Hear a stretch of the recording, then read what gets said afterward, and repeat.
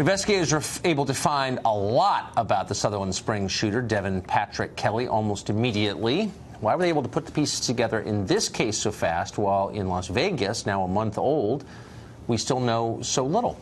For answers to that question and others, we turn now to NYPD officer and Secret Service agent Dan Bongino, who joins us live.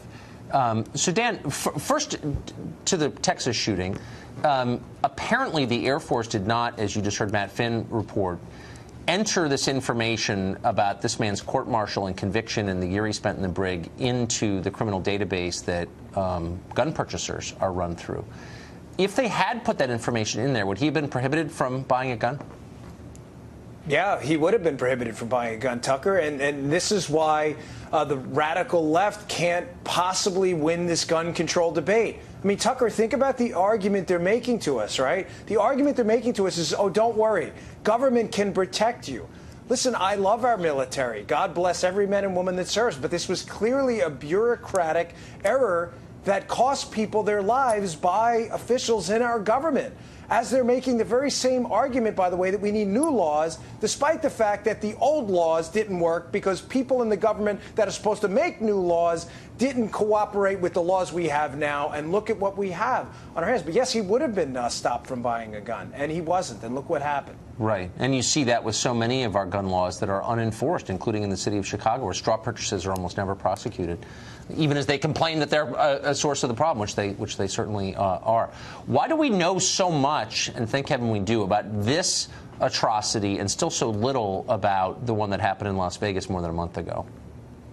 Well, this tragedy here, this fits the models we have from my experience in the Secret Service of targeted violence, where you've seen indicators in the past. We're seeing, you and I have talked about the Vegas shooting on multiple appearances here, and we said it doesn't make any sense because where are all the witnesses? Where are all the people coming out saying, I saw something on Facebook that was strange. He said something at the local deli that was unusual. Where are they?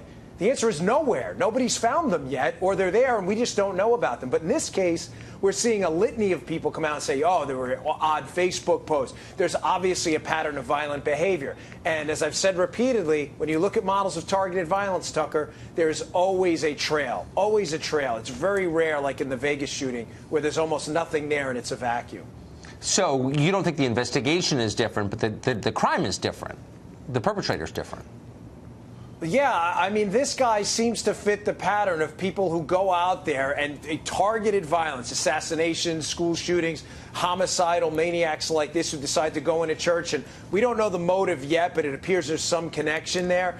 It appears that his desire, to take out revenge or whatever it may have been on a family member or an in-law, he just uses violence as a way to, show his power. And that's what he did. He took out 20-plus innocent people in his rampage there. But that fits the models we've seen in the past. Yes.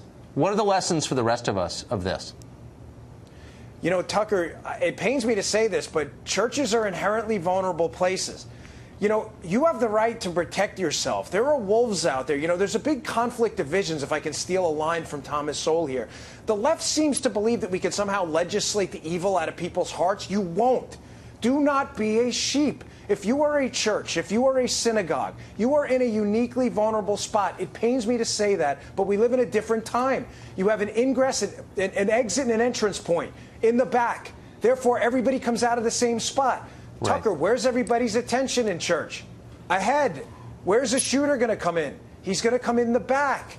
You also have the lack of cover or concealment. There's nowhere to hide. Why? Because people don't hide in church. They have to see what's going on in the altar.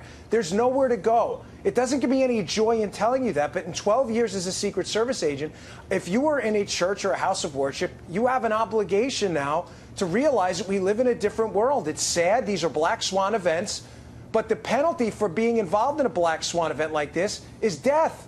This has happened multiple times. You have to secure and harden up your location. I'm sorry I had to say that, but it is absolutely true in the times we live in. Dan Bongino, thanks a lot for that, as always. Yes, sir.